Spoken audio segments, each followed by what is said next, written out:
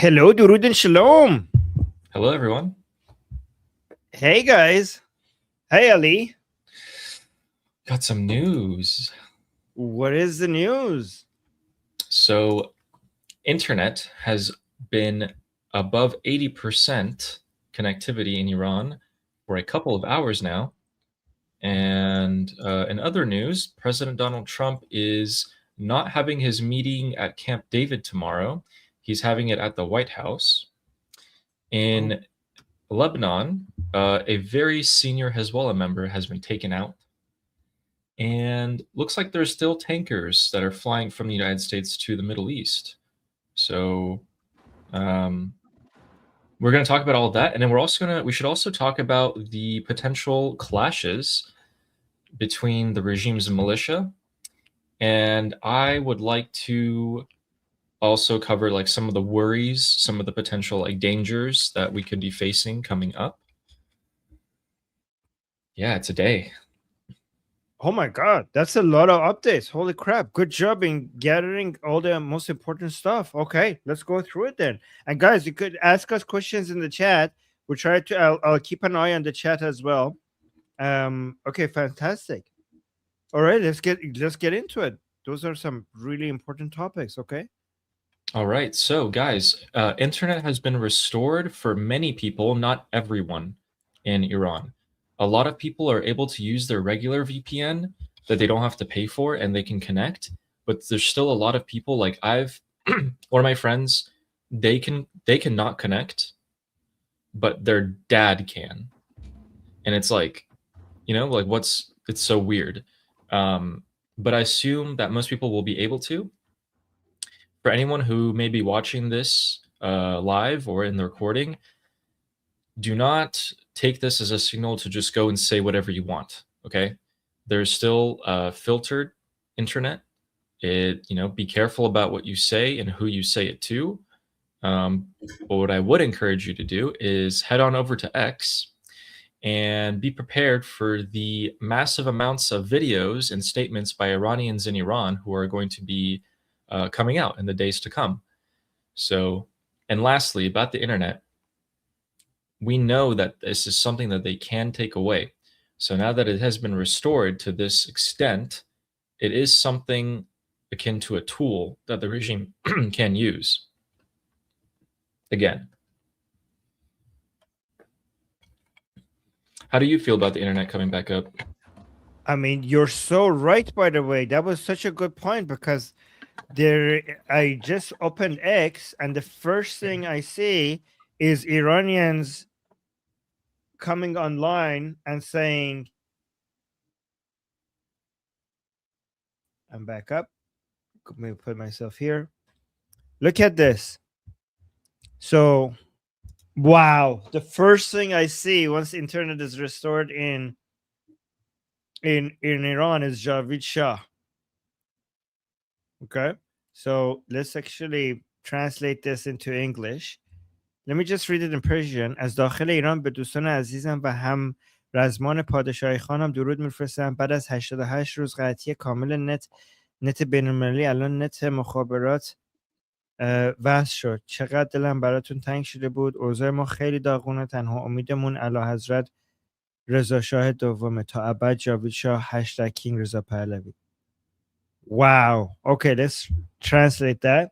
I'm saying from inside Iran, I send my warmest greetings to my dear friends and fellow royalists, basically monarchists. I think that would be a better translation, fellow monarchists. After 88 days of complete international internet outage, the telecom internet is now back up. I miss you all so much. Our situation is really dire. Our only hope is His Majesty Reza Shah II, forever Javid Shah, King Reza Pahlavi.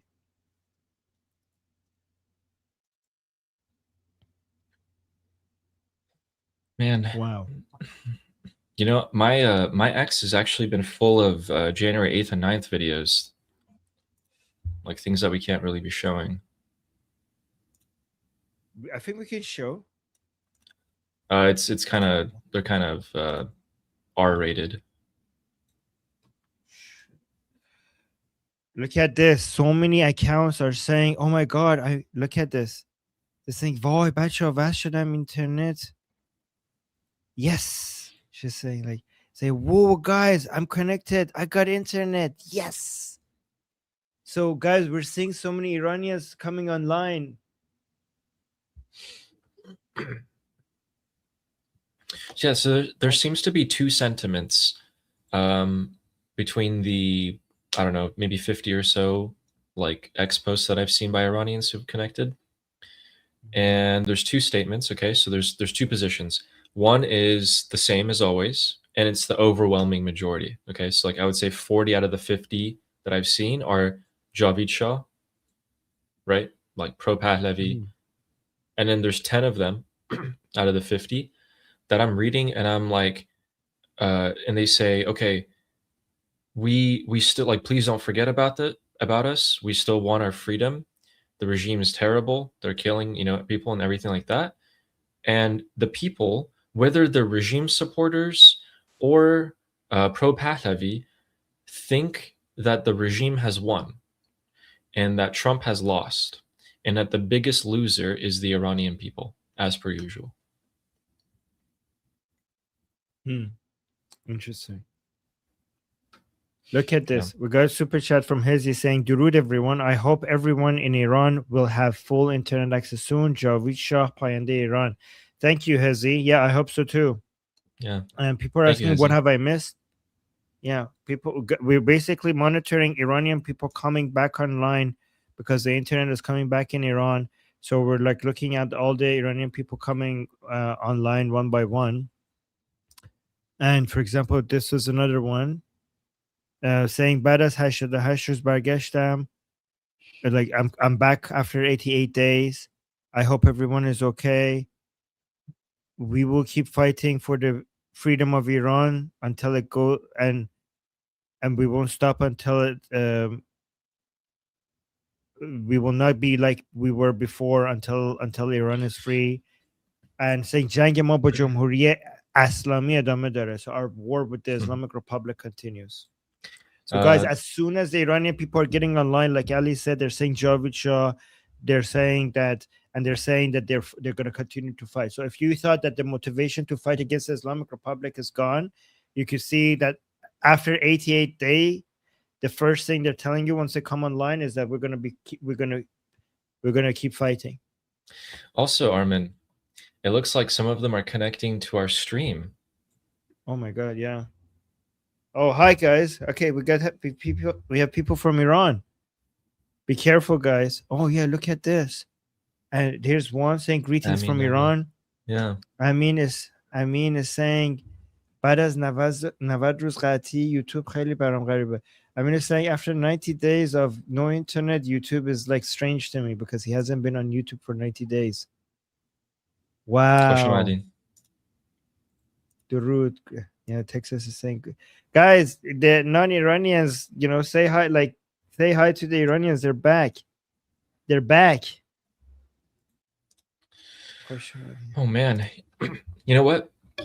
I think I should report on some of the things that have been going on, and you can continue to see all of the messages that are coming out, and I'll ask you what you think about the topic. Okay, let's go. Okay.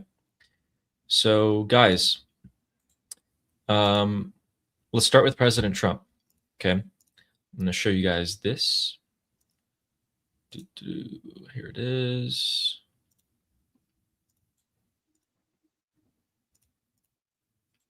Okay, so yesterday, guys, we found out that President Trump was going to go to Camp David to conduct a meeting about the Iran war. The only other time that he would have gone would have been right before Operation Midnight Hammer took place, where they bombed the nuclear facilities in Iran. And that was last year. Okay, so an update on that.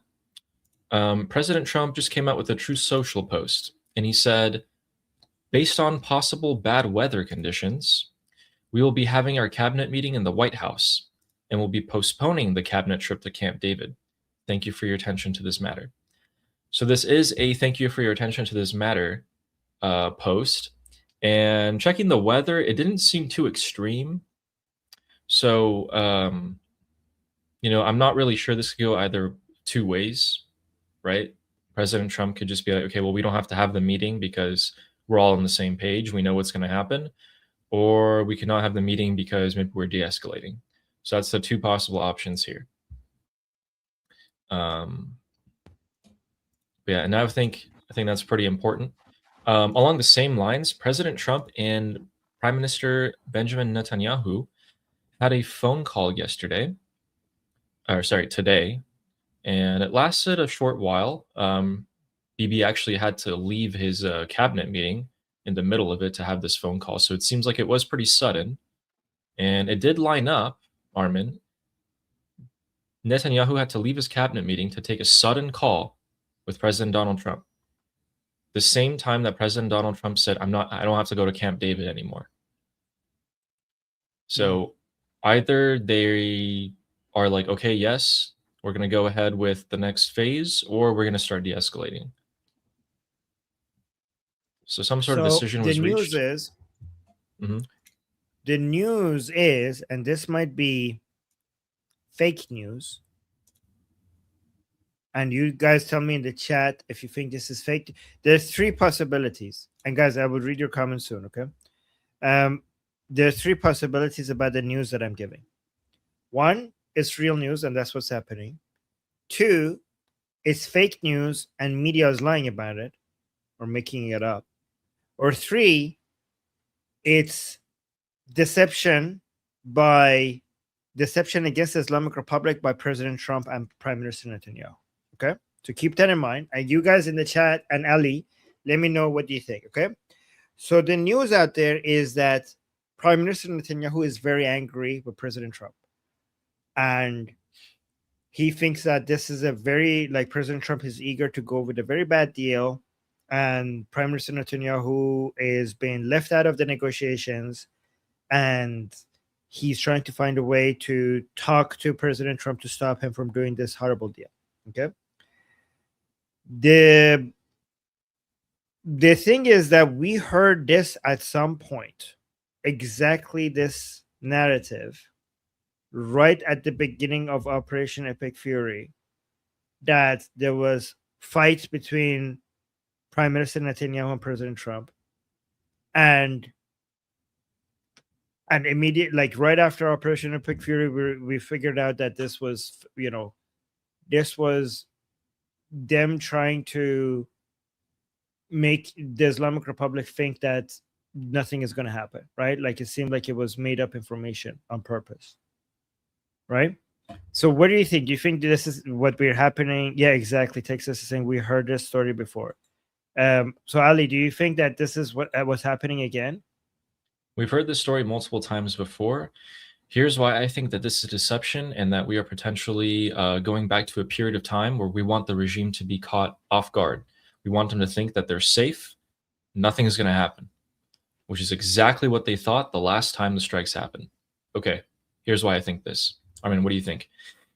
We just had a weekend where the Islamic Republic was super alert. They were like, okay, if it happens this weekend. And it wasn't just them. Everyone around the world was like, okay, if the strikes were to happen, they were about to happen, what was like 3 days ago. And they didn't happen because everyone expected them to. And the regime was completely ready. It was heightened alertness. Even the IDF was on full alertness. And then we see in the space of this 48-hour period, okay, the 2 days, going from strikes are about to happen to, a deal is about to happen, to blowing up the boats and all of this stuff, okay? So to me, it seems like we want them really confused, and so many things happen in a short period of time.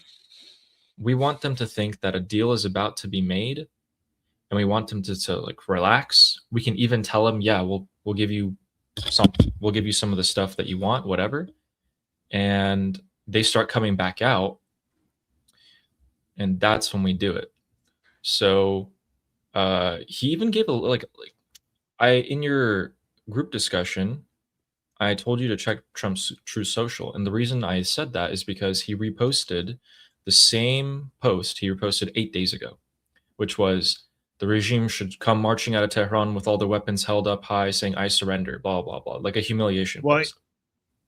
he didn't say they should do that. He said that even if they do that, the media would act like the Iranian won. Yeah, true. The the regime in Iran won. Yeah. True. So, to me, it says him posting things like that, posting video or images of him blowing up, ships and et cetera, is more of like a kind of like a signal. And people around him, like Mark Levin, Lindsey Graham, they're all saying the same thing. Like, we can't let the regime go. This is not possible. And I think we're going right into that exact pattern. Bibi is fighting with Trump. They had a call, and Netanyahu stormed out of the building with his hair on fire. Like, people are saying that. We've been to this pattern like 3 times before, and if the regime is truly going to think that nothing's going to happen and they relax a little bit, that is exactly when they start coming out. Like, we saw the army commander who hadn't been seen in a couple months, he came out. So if we see those happening, Zolgar. So that's someone that we need gone. We need more people like that to come out, and we need to get them all at once. That's why we brought those Dark Eagle or Gray Eagle missiles, the ones that are in supersonic speeds the entire time. They can cross the entirety of Iran in like 15 minutes. I think that's why they came. Got connected after 3 months blackout. Yeah, this Caesar just connected from inside Iran, and the first thing he wants to say to us after he got connected to the internet from inside Iran is "read them to Mullah," which means I shit on the mullahs. We have a lot of questions and super chats. I think. Yeah, let's do it. Should. I think we read this one already by Hezi, right? Mhm. Yes, we did. Thank you, Hezi. And then Jose is saying, please discuss why the regime allowed the internet to flow. And then we had a similar question saying, by why would they turn the internet on then? A lot of the reason why I think they're asking that is because some people think that the internet back on by the regime is a suggestion by the regime that things are going back to normal. Okay, so there are 3 ideas here regarding the internet being turned back on. One is the creating the sense of normalization. I've heard other people say that, but the 2 that I've been discussing, and I don't see yet other people discussing, and these are the theories I suggested. So the main thing that I'm seeing being discussed by analysts is that the Islamic Republic is trying to show that we're going back to nothing to see here. Everything is going back to normal situations, right? But let me give you these theories. And again, guys, remember you heard these here first, okay?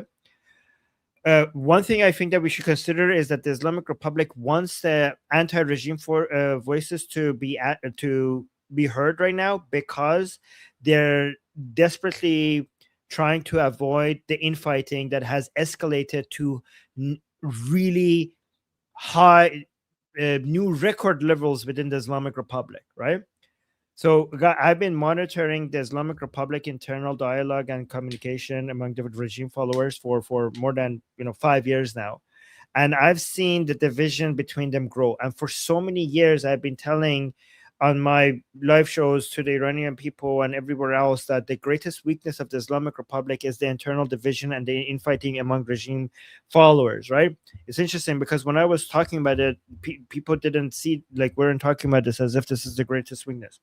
And every single decision by the Islamic Republic that I analyzed in the past 5 years showed to me that the Islamic Republic sees their own greatest weakness to be their internal division, not between the vast majority of anti-regime Iranian people and the pro-regime Iranian people. That's already something that they have lost and they will never gain back. But the division among the pro-regime people themselves, right? And every single year this increased more and more and more for different reasons, which I'm not going to go into because of it will be so long if I tell you exactly how every year this increased, right? But this ceasefire right now by President Trump has really caused this internal division to get to the highest level, to the point where we have IRGC posting videos of members of parliament saying Pezeshkian and Arakshi on purpose created the conditions for Ali Khamenei to be assassinated, and considering Pezeshkian and Arakshi to be Zionist spies of the Israelis. Like, this is, we had already this before, but IRGC posting a video of a member of parliament coming in this and announcing this is it's the highest level of internal divisions that I've seen in the past forever, basically, right?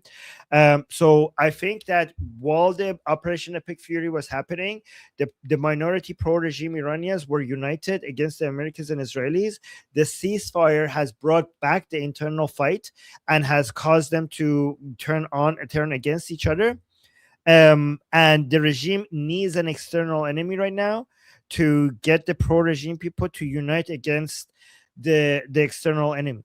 So I think one of the motivations to bring the internet back on is to basically bring back the enemies of the Islamic Republic, which is the Iranian people, to get their voices out there so that these pro-regime people could start focusing on responding to them rather than attacking each other. That's one. Another thing to consider is that the IRGC is not just one IRGC. We don't have one IRGC. The IRGC has multiple different segments, and they have different models, and they have different revenue models, and they have different security concerns, right? So there are parts of IRGC that are responsible for certain industries under their portfolio, and other parts of IRGC that have other industries under their portfolio. And there are big companies as part of segments of IRGC portfolios that, as part of a portfolio of major parts of IRGC, that was internet based. So there are segments of IRGC that likes the internet shutdown because they're selling the VPNs, and they're selling access to internet at a very high price, and the internet shutdown makes them money. There's another parts of IRGC that once the internet cut down because they didn't want the Iranian people to be able to organize and communicate and network to create an uprising. But there's also another parts of the IRGC that hates the internet shutdown because they own industries, entire giant companies that was basically internet based and required an internal consumer base of people who buy stuff online or order food online or buy products online. And these are companies that they had that made them millions of dollars every single year, and now they don't. Those companies are basically bleeding money, and these are IRGC owned companies, and money talks everywhere, right, including inside the Islamic Republic. And they probably also had a financial incentive to bring internet back on. So these are everything that I'm considering. What do you think? Yeah, I'm very inclined on your first point, where they need that external enemy. I mean, just think about it this way, guys. If you just stuck a bunch of people in the same room and then slowly start starving them, they're going to start picking fights with each other, even if they don't have to do that. And they know that any other time it's probably not good for them to do that anyway. But yeah, here's what I'm afraid of. So the internet's opened up. Everyone's going to start posting about January 8th, January 9th. They're going to start talking about it.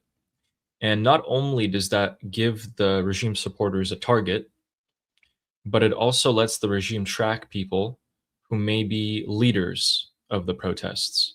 That's what I'm afraid of. The people posting and talking about this are the best and brightest, and they are the bravest right now. So for those people to be tracked is a great risk. So please, if you are watching this and you are going to post about it and you are in Iran, please be very careful. Whatever filter or VPN you're using, please just bounce it several times. Do not use internet near your house if you can. Yeah. So Ali is saying, Armin, in Iran بگو که اینترنت عادی نیست. این اینترنت هم کلی فیلترینگ داره. Yeah, guys, that's actually an important point. Thank you, Ali. Ali wants to remind you that the internet in Iran that is now back, it's not unfiltered. Like, the only way to get connected to YouTube is to use a VPN right now.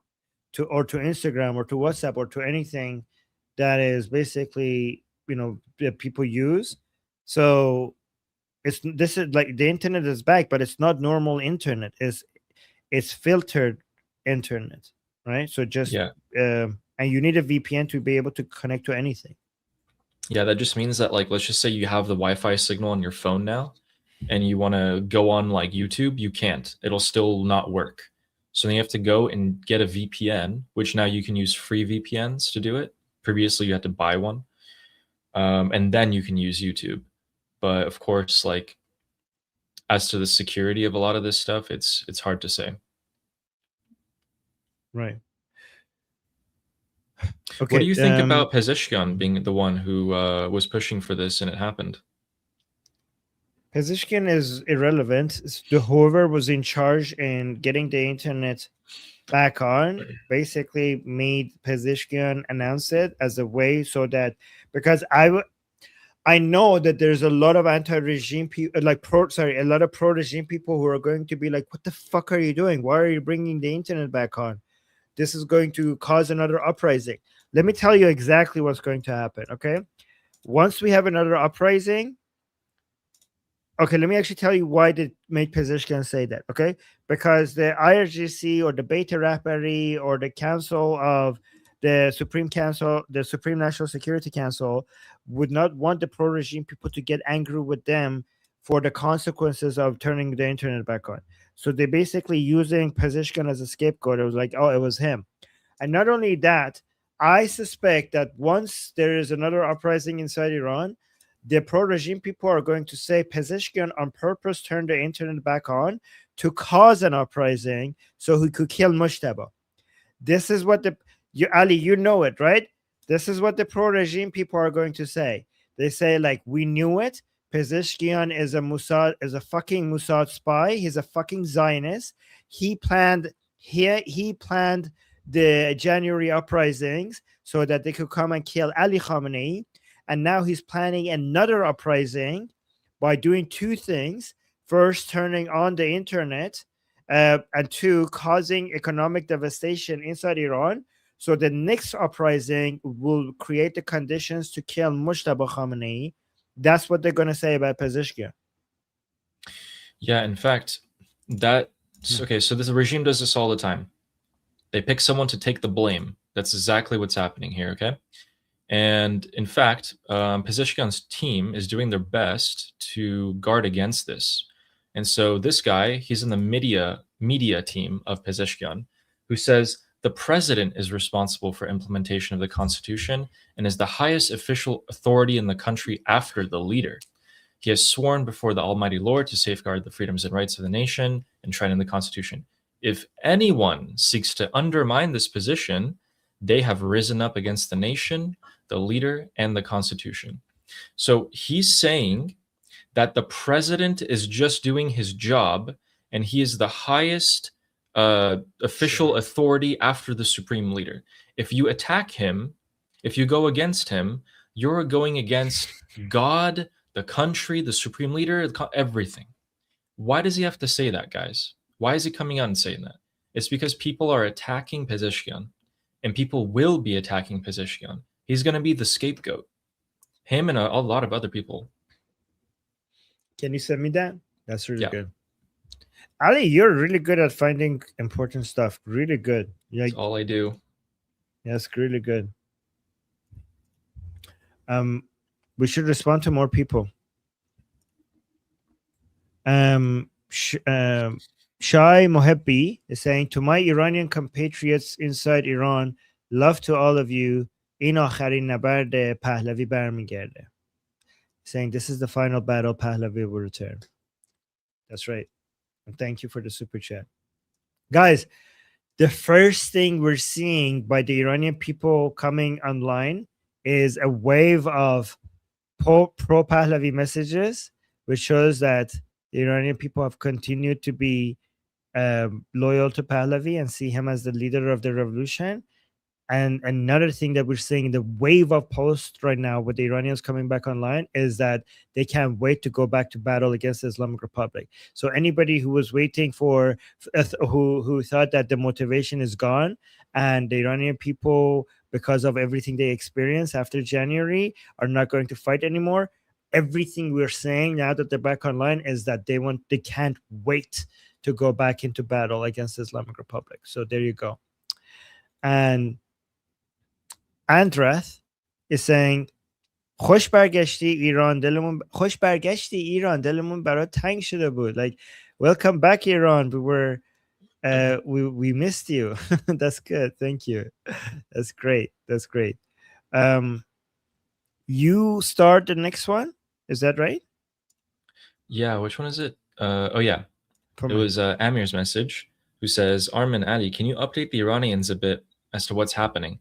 Maybe some of them have not heard. Where should we start? Actually, the Iranians had satellite. They didn't have internet, but they had satellite TV, which means that they had access to Iran International, right? Yeah. So I think they're up to date regarding what's happening. So they didn't have internet, but most people had satellite TV, right?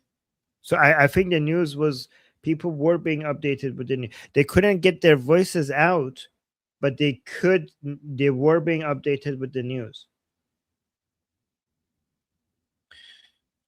آره اگه کسی هست که خبر نداره به اون بگو که براتون توضیح بدیم. But yeah, I was just telling the Iranians we will, me and Ali are going to go on the Persian channel. We're going to get that back, and we're going to have Persian shows on our Persian channel for sure. Yeah. All right, let's go to the next one. Yeah, I just wanted to say thank you to Danish. Danish saying Armin John سپاس از زحمات بیکرانت قربونت. سپاس از شما. Okay, we already answered that. Okay, Amin is asking. Okay, so Amin is asking if there's any important news. You want to tell Amin? Nova. In Farsi or in English? Well, I mean, we will come discuss the news on the Persian channel. Me and Ali, right after the stream is over, we're going to talk timing. So we're going to go in detail in Persian and talk about everything that has happened on the Persian channel soon. Jamhuriye Bi Khodayan is the name of the channel. And BT is saying the West is crashing out. Is this why the Islamic Republic is opening internet back up to kill morale? If not their intention, it's still dangerous of us. Wait, what do you, Ali? What do you think? To kill morale. Look, in the short term, it's not going to kill morale, but in the long term, it might. So here's why it could kill morale. It could kill morale by making Iranians think that things are just going back to the way they were. They came out, they died, they fought, and nothing happened. Now the internet's even back on. We're going back to the way things were.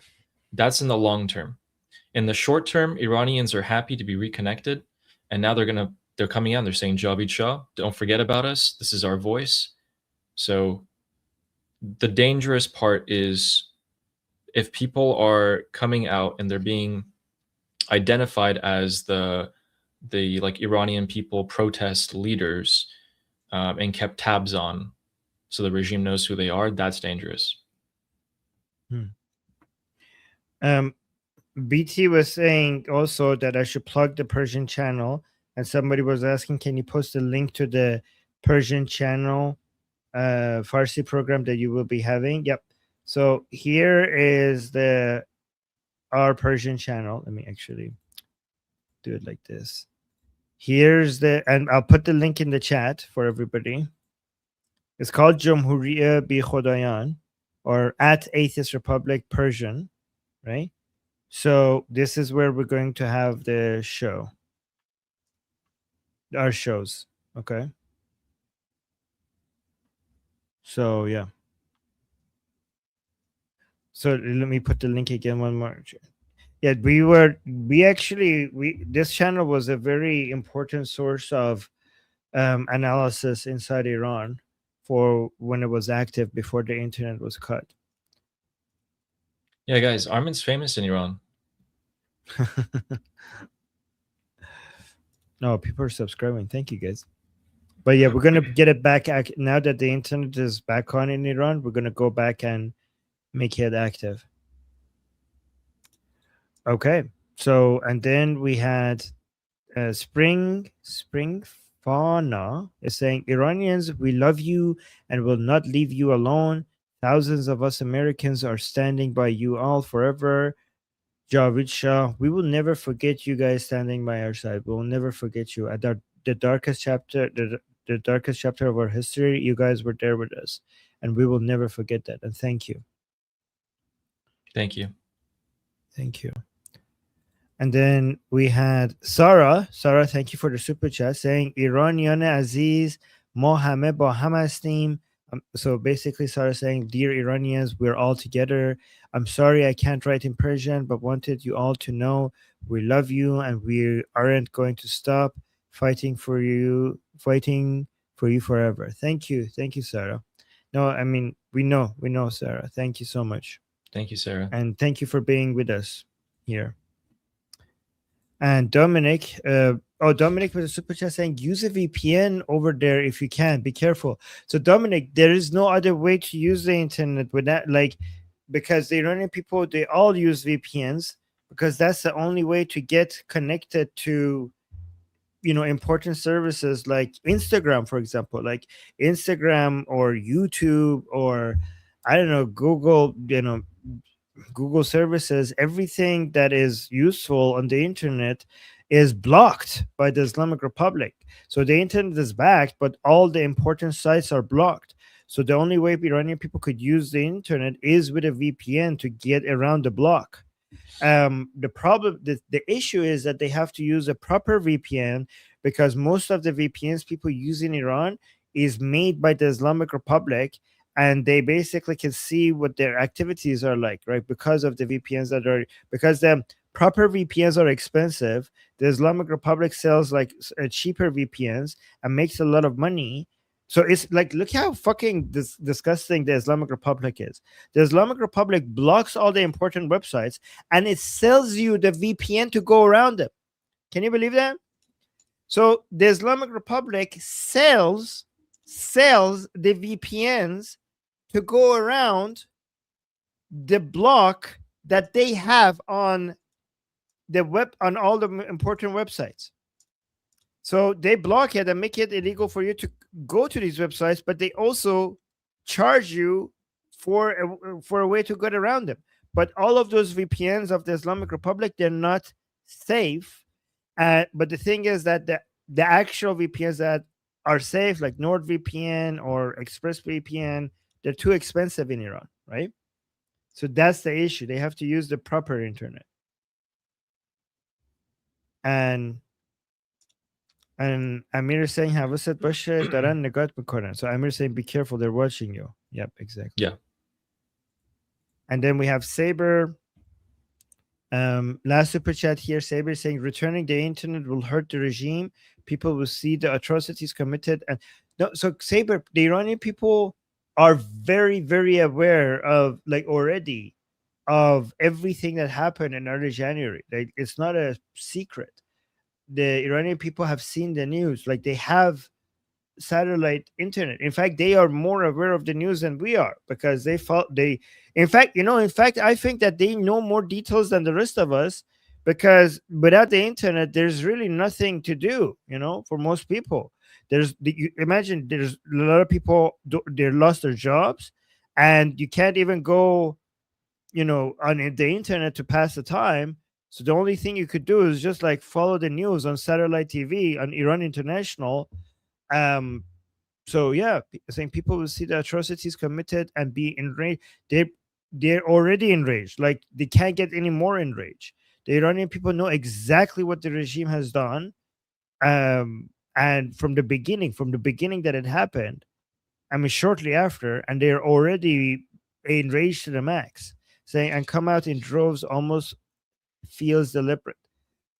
I mean, that's what the regime will try to say against Pezeshkian, but I don't think that there's any way to get the Iranian people right now, at least regarding the massacres of early January. I don't think you could get them angrier than how angry they are already. I mean, I don't know. What do you think, Ellie? I think they're desperate. They don't really. I mean, this isn't the perfect move for them, right? It's it's only something that in the long term really helps them. Because all okay, so keep in mind, right? The IRGC controls most of the major industries, and you need internet for all of that. So long term, it helps them. Short term, it hurts them because now all of these people are going to come out and put all this stuff.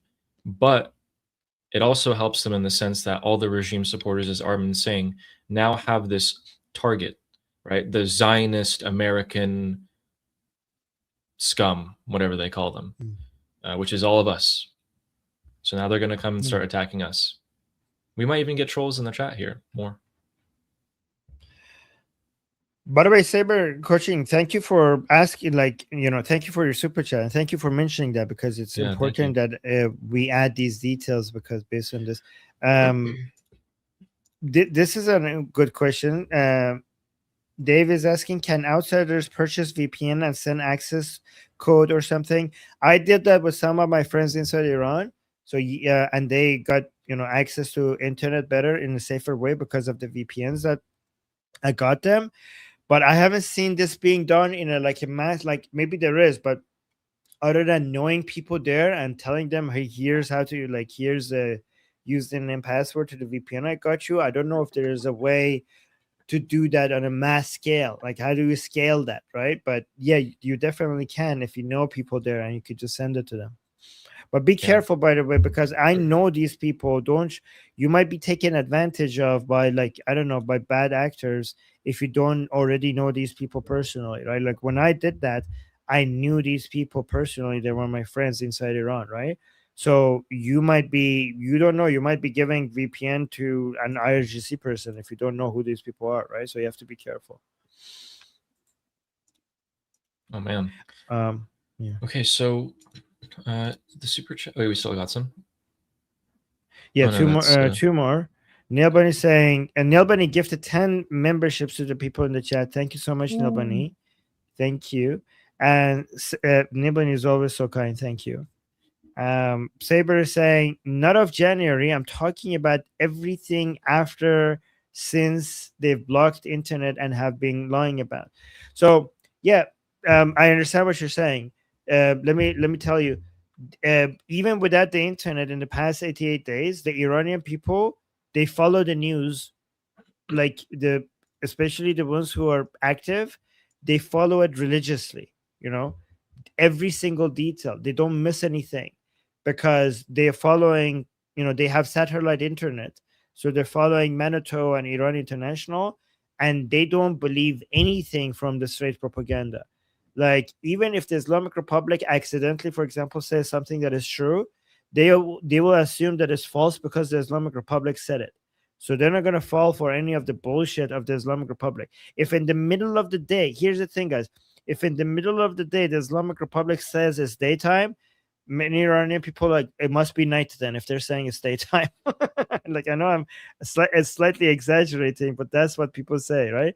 If you see the sun, this is what people joke about to say to demonstrate how much they distrust the Islamic Republic. They say if you see the sun in the sky in the middle of noon, and the Islamic Republic State TV is saying it's daytime, even if I could see the sun, I would say, well, then it's probably nighttime.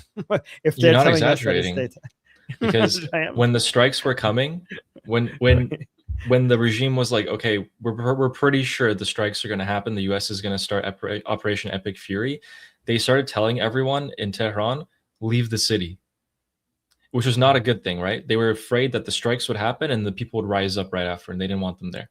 They said, everyone, leave Tehran, evacuate. You know what people did? They stayed. They would rather stay and be under the bombardment of the US and Israel than to leave and listen to the regime. This is not an exaggeration. This actually happened. Yeah, here, this Iranian is saying in the chat that that's not an exaggeration. Okay. Okay, okay.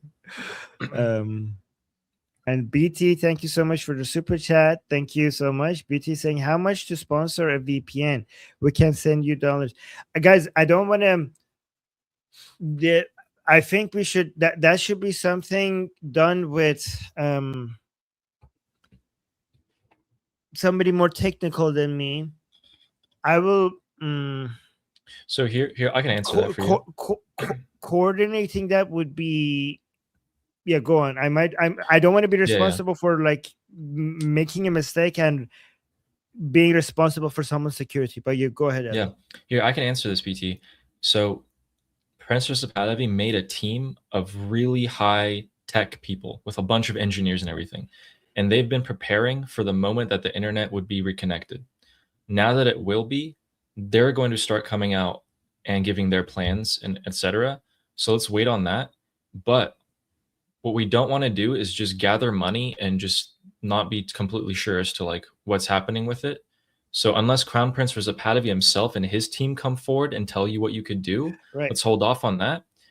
If you know someone in Iran, you can go and buy a VPN yourself and send it directly to that person that you know and trust. Other than that, let's wait.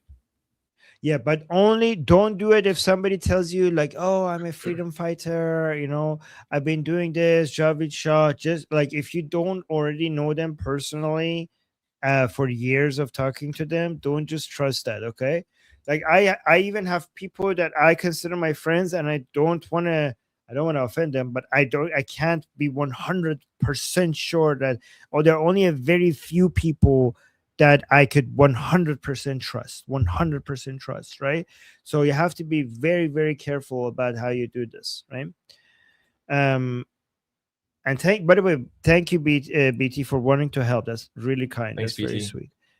Yes, and then we get Bobcat gifting 10 memberships to the people in the chat. Thank you so much, Bob. Very kind of you. And Amir, again, thank you so much, gifting another 10 membership to the people in the chat. Thank you, thank you. You guys are so they're sweet. gifting Thank you. memberships because they want the Iranians to be members. Oh, oh, that's sweet. Thank you, guys. Thank you. Guys, speaking All right, of the Ali, internet, what do you have for us? Yes. I have something for you. Something about Starlink. Something about Elon Musk and the Pentagon and money. Ooh. Okay, this is not great news, guys. So there's reports that Iran International has posted this. They said that the Pentagon and Elon Musk had a falling out regarding giving Iranians internet.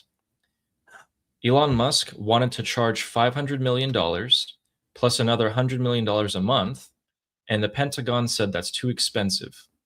So it didn't happen. Wait, see, go back up. Go to click on the picture.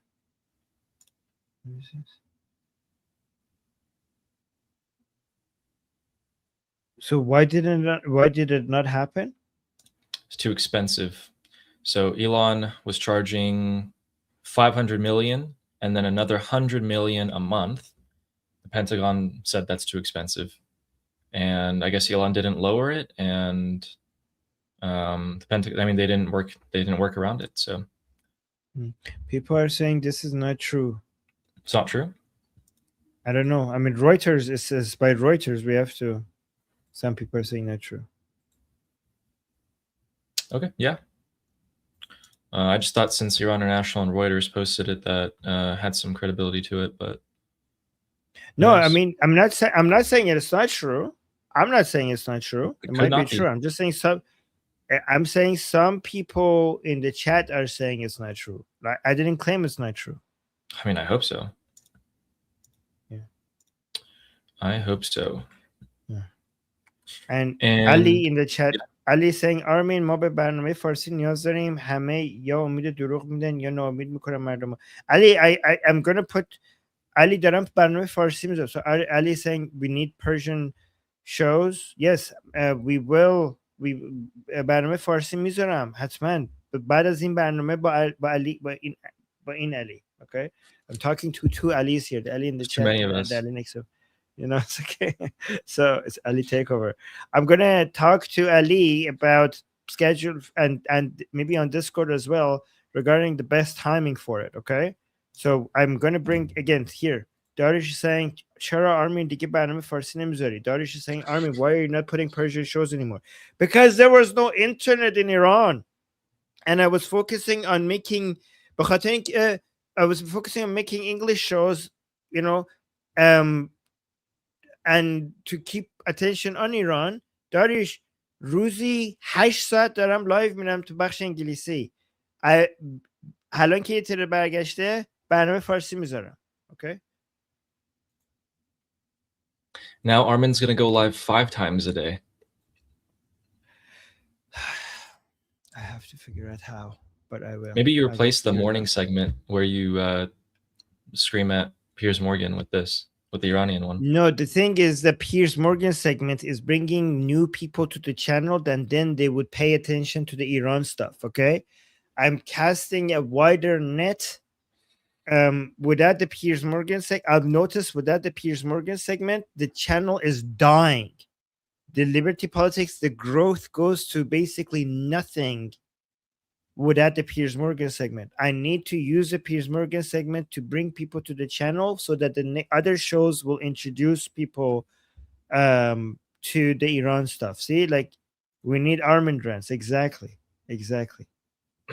I see. So I'm doing 4 shows a day. I need to figure out how to do 5 instead. Man. Well, we'll figure it out. Yeah. Nima is saying RIP Armin's sleep schedule. I'm actually thinking of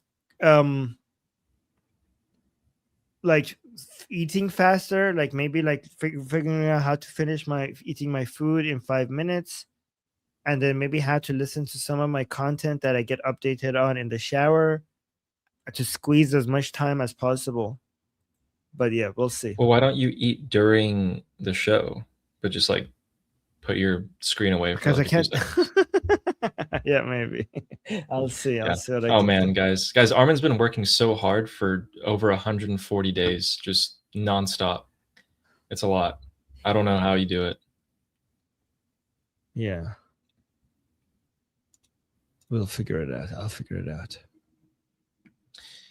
Guys, there's a country in the Persian Gulf that is stepping forward to help the regime. Do you guys want to know how they're trying to help the regime? So Oman is going to increase trade with the Islamic Republic of Iran, right? So do you guys know what that means? Do you guys know what increasing trade means with the Islamic Republic? It means they can't launder their money in the United Arab Emirates. So now they're going to launder their money with Oman. That's what that means. They're hurting. And also, screw these guys. I mean, jeez. Yeah. They're trying to replace all the financial infrastructure they had in place, quickly move it from the UAE to other countries like Oman and Pakistan. Oh my God, it's an opportunity for us, Oman. We were so irrelevant before, but now we get to control the Strait of Hormuz and launder money for the Islamic Republic. You know, Texas Troopers has a good point. We can't trust any of this. It says Iranian state TV reports, so none of, we have to be careful. This could be just fake news. Yeah. Very dirty.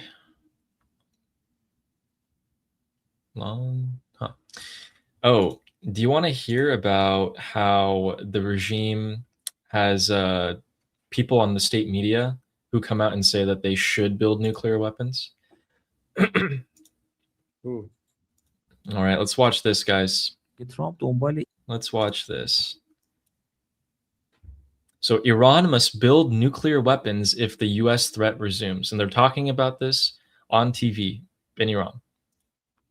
که ترامپ دنبال اینه و واقعیتش اینه که پلن بیش اینه که با این مذاکرات فرسایشی و قولایی که حالا به شکل ضمنی میده یا میخواد توشون دب در بیاره، ما در یک خونریزی داخلی اقتصادی زجر بکشین. So he's saying that Trump's plan is, through A or B.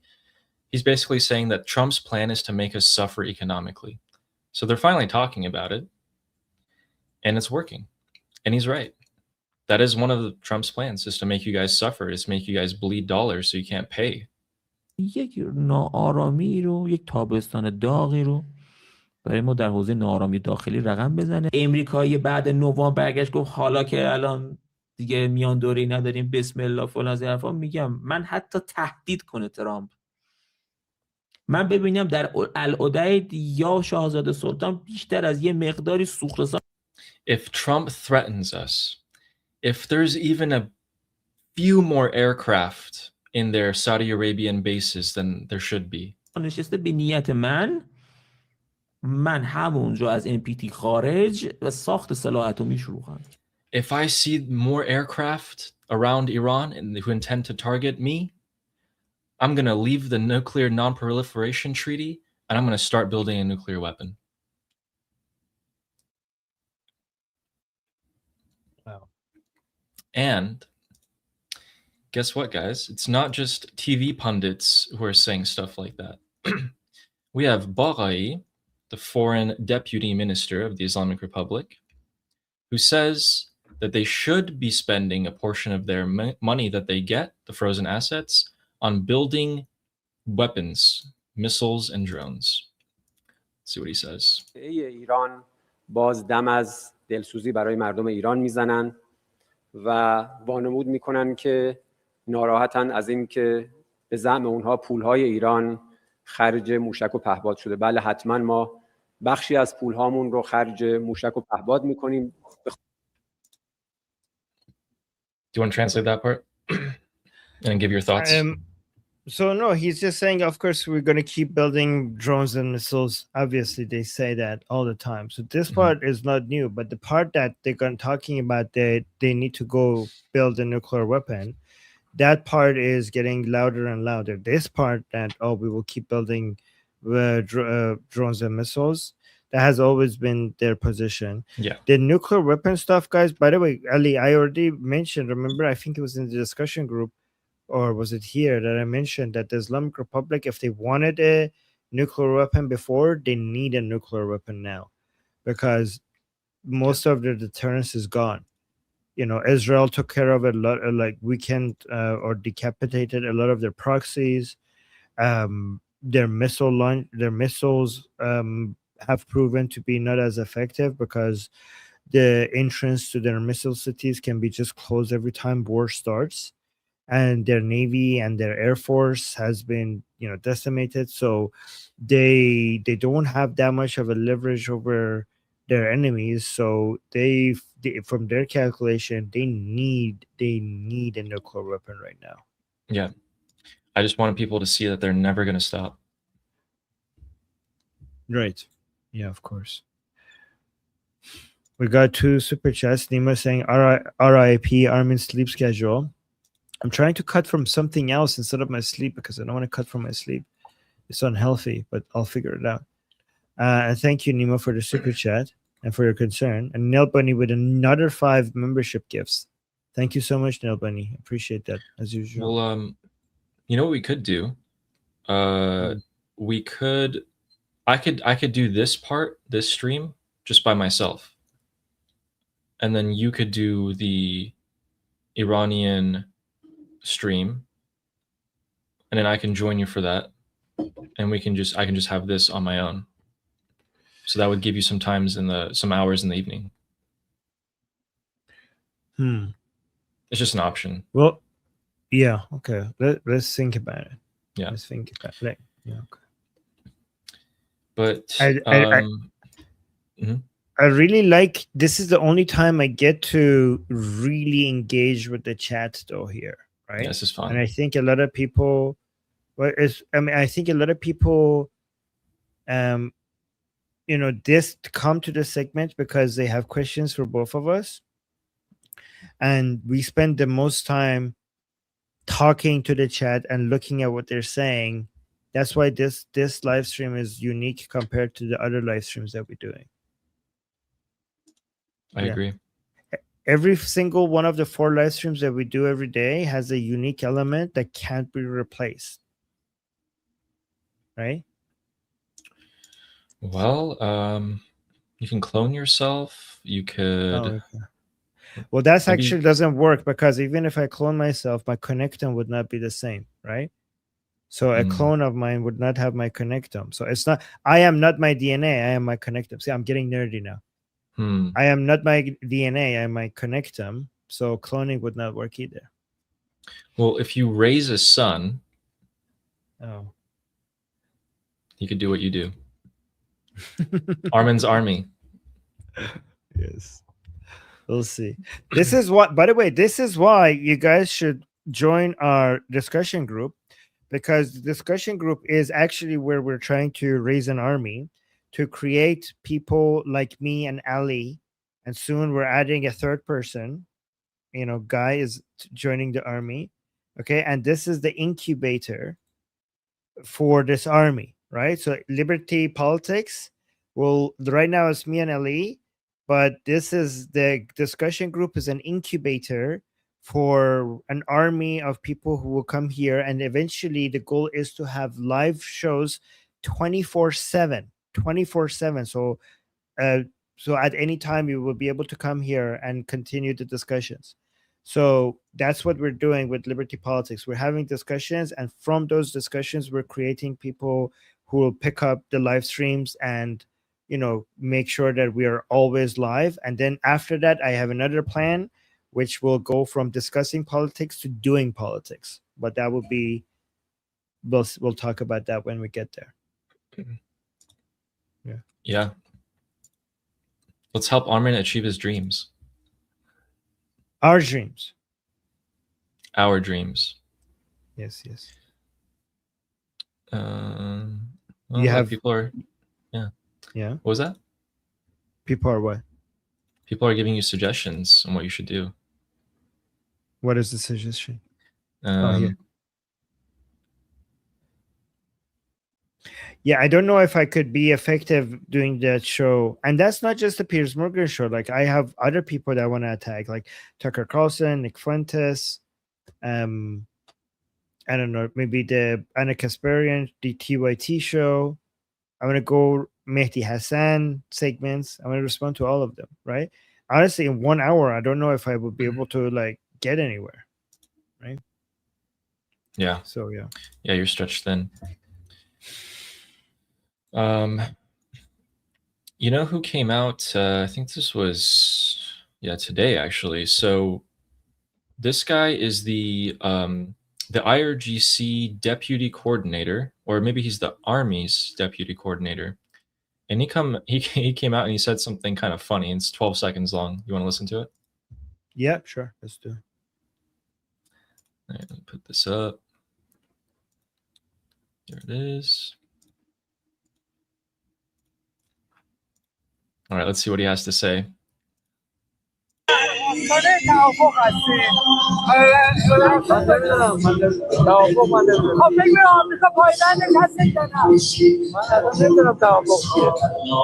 Huh.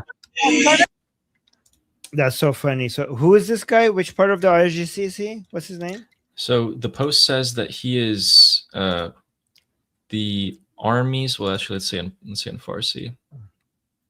Artesh.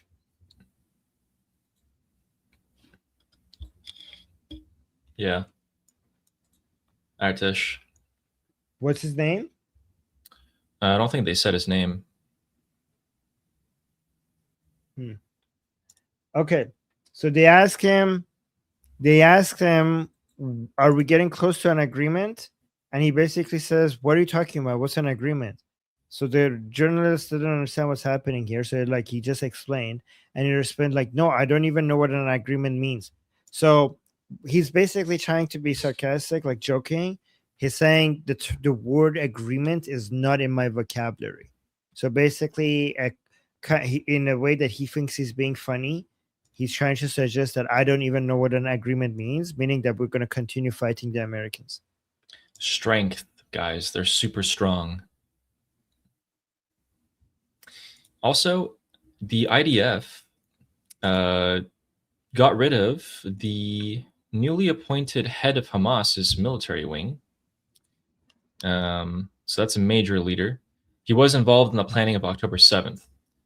And this is the building in which he was in. And he's gone. He's no longer with us. Wait, who's this? Go back up. Who's this? He was the recently appointed head of Hamas's military wing. I thought So there was after a ceasefire. No, they've been hitting them this entire time. I'm joking. Yeah. Oh yeah. Damn it. No. Yeah. Okay. No, by the way, this is actually a good example of how Israel will never stop hitting not just Hamas but the Islamic Republic. This is what ceasefires look like to Israel. Okay? This is what peace deals and ceasefires look to Israel. They're like, ceasefire to Israel means that you will stop hitting us, we will keep hitting you. Okay, that's what ceasefire means to Israel. So Iranians, just know that if at any point you hear that a deal is being signed or we're getting close to a ceasefire, this is what a ceasefire looks like. This is what a ceasefire with Hamas looks like, because they're right now under a so-called ceasefire, and one of their top leaders just died. So I have a question for you. Okay, given that the IDF is about to, like, they just did this and they're about to do a whole lot more. So Bibi gave the orders of, hey, we're going to hammer Hezbollah now. We were holding back. Now we're going to fully go for them. In that the regime is like, hey, ceasefire in Lebanon. Ceasefire in Lebanon. That's our strongest proxy.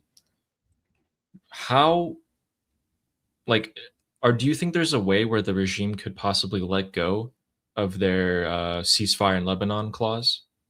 Or do you think that's like that is as important as like nuclear weapons for them? Well, what's the most important thing to them is survival, right? And abandoning Hezbollah is basically a fuck you to all the principles of the Islamic Revolution, right? And a fuck you to the principles of the Islamic Revolution means that loss of legitimacy among their followers. Let me tell you, this is very interesting. Okay, let me tell you a take that I'm not saying I agree with, but I will provide you some context, and you guys in the chat, let me know what you think about it. Okay, and again, I'm not saying this is what's happening. Well, let me give you some context about what we do know what's happening. Do you know Nabavian? Nabavian is a member of parliament within the Islamic Republic. He's part of the Paidari camp. And also he was part of the delegation team to Islamabad when they were with Ghalibaf. Okay, so he's like extra Durka, like he's extra jihadi. He's part of the Paidari camp. Okay, so he just recently came out and said, not only he re-emphasized that the Islamic Republic should stick with the 5 demands that they have with the United States, and they should accept nothing short of that. He also mentioned that, for example, when it comes to the proxies, the demand to the United States shouldn't be just not to attack the proxies, like complete ceasefire forever on Hamas and Hezbollah and Hashishabi and Zainabiyun. The demand should be that the Islamic Republic officially removes them from a terrorist list, meaning that the expectation, guys, this is fucking ridiculous. Like, listen to what I'm saying. The expectation from the Paidari camp is that we will not accept a peace deal and a ceasefire deal with the Americans unless, on top of everything else that they're demanding, they come and announce that Hezbollah and Hamas are not terrorist groups anymore. They don't classify them as terrorist groups. And nothing short of that would be acceptable. So that's where they're at, by the way. So if you're wondering how close we are to a deal, right? But so here's the perspective of an interesting Israeli perspective, right? And this is why this might be a good cop, bad cop scenario, right? So from an Israeli perspective, they're not part of this so-called deal, or a fake deal or whatever, right? This is just United States and the Islamic Republic. And they know that the Islamic Republic will not accept any deal if Israel is attacking Hezbollah. So Israel says, like, the only thing that we need to do to make sure that this ceasefire never happens is just insist on our sovereign right to protect ourselves and just keep hammering and fucking Hezbollah, right? In fact, if anything, how about we double it, right? So from Israeli perspective, they don't even need to really, negotiate with the Americans or talk about whether the ceasefire is good or bad. Just keep fucking up Hezbollah. And as long as you're fucking Hezbollah, right, this deal is not going to happen. And the regime cannot sell the agreement to its followers.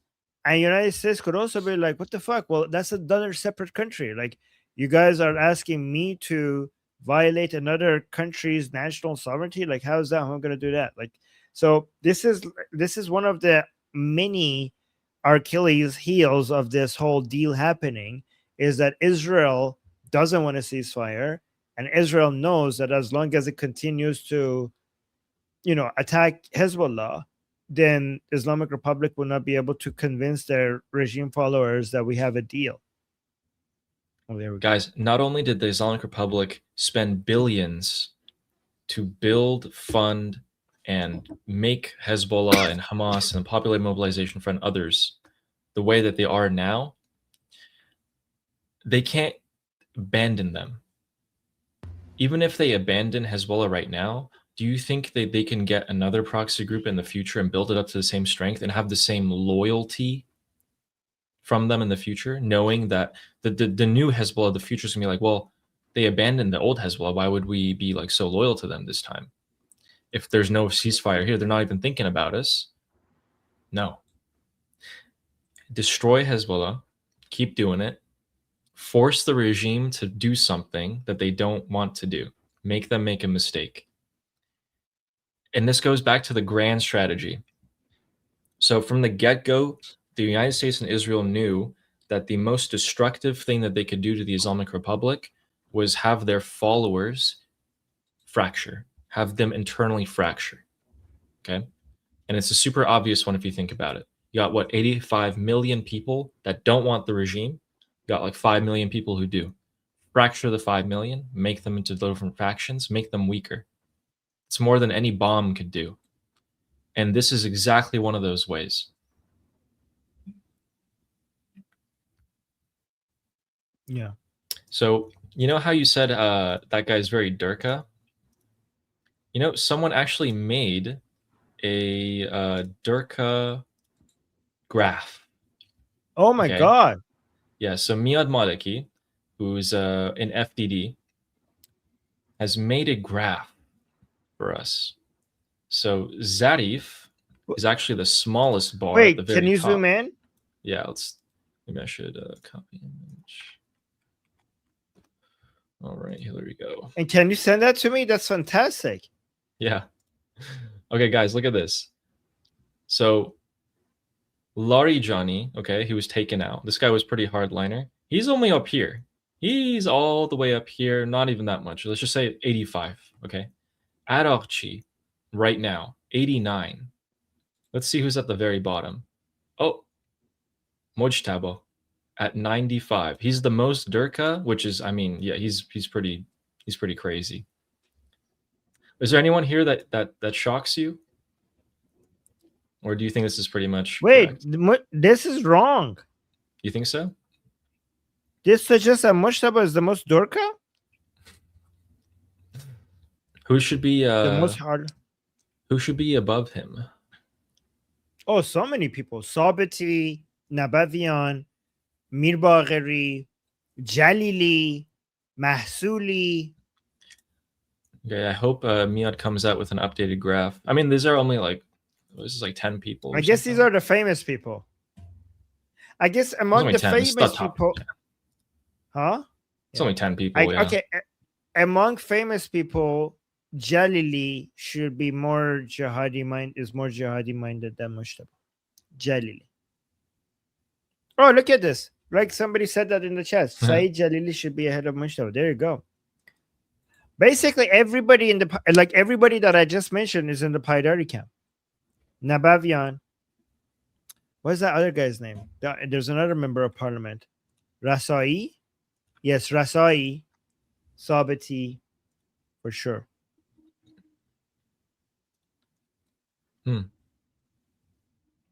I also have a minute clip from Iran International. So there's this Iranian lawmaker, and he was saying that not all of the major decisions are made by the supreme leader, and that the government is like making false portrayals. So you want to see that? Oh my God. This must be from somebody in the Paidari camp. Oh my God. It is somebody from that's Sabati. It is some guys. I just, before you showed it, I said, You knew this his must be face. before you showed it, I said, like, only somebody from the Paidari camp is saying that, right? And then you showed it on screen, and it's Sabati, which is from the Paidari camp. Well, okay. Let's see what he has to say. بعضی وقتا دروغ به مردم میگن. یه عده آدم نمیدونم بگم نادان، بگم مغرض، میان یه روایتی از تصمیم گیری در کشور رو برای مردم جا میندازن که شما مردم وقتی گوش میکنی میگی اگر اینطوری که همه چی دست رهبریه.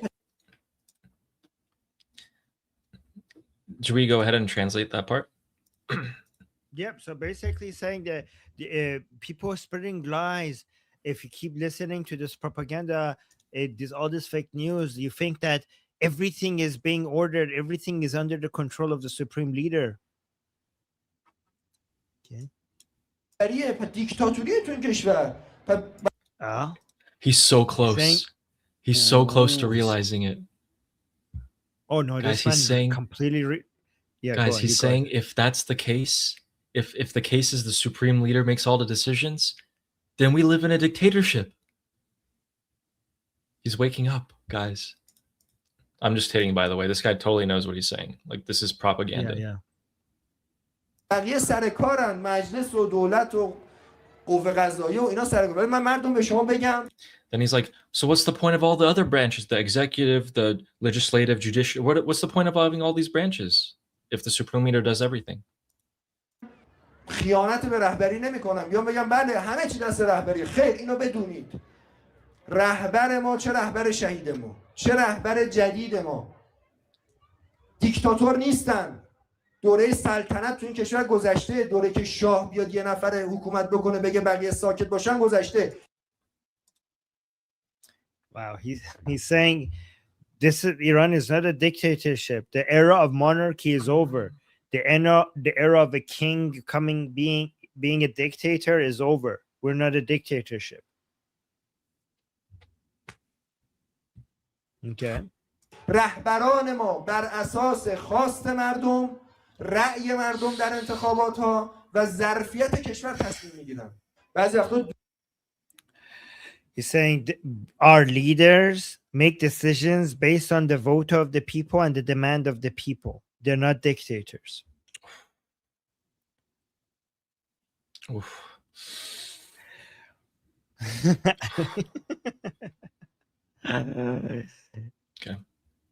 Okay, Anyway. Ali, what do you think? Let's analyze this, because why is he saying that? I know exactly why he's saying that. Armin, why is he saying that? What do you think, Ali, he's saying that? Well, like, what do you think? Because that sounds retarded, right? That the Islamic Republic is not a dictatorship. We had dictatorship under the Shah, under the monarchy, but now the supreme leader doesn't make all of the decisions. We don't have one person making all the decisions. In the Islamic Republic, our leaders make decisions based on the want of the people. That sounds retarded, right? But Ali, would you believe it if I tell you that that's actually a genius 5D chess move by this fucker here? Whoa. This man is not retarded.